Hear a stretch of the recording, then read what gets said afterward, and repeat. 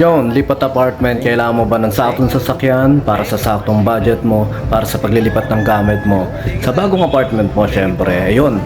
PM lang po kayo sa amin sa Pahakot Pasakay. Pag-usapan po natin, meron po tayong pina-avail, pinarerentahan na sasakyan at driver lang, at pwede rin po tayong, meron din po tayong mga helper na pwedeng tumulong sa atin sa paglilipat na ating mga gamit. At saka yun, maraming salamat din sa mga client din natin na nag-a-avail sa BJAM Lights and Sounds. Maraming salamat, at maraming salamat din po sa mga tropa natin at mga client natin na nag-like, nag-share, nagpa-follow, nagko-comment at nag-subscribe syempre sa Pahakot Pasakay at saka BJAM Lights and Sounds. Maraming salamat po. God bless.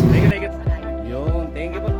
Yun, thank you po. Ayan, thank you sir. Ayan, thank you sir. Pasakay. Digit. Pag gusto nyo magpakot, message nyo na. Yun, thank you ma'am. Hello, pangalan niyo po. Pakakot pa sa Yeah, thank you. Yeah, thank you. Sa mga gusto magpakot at pasakay, sakay. Okay, thank you ate. PM lang kayo sa page nila. Okay, thank you ate. Thank you, Master Bijam. Pahakot na sakay na kayo. Thank you sir. Thank you.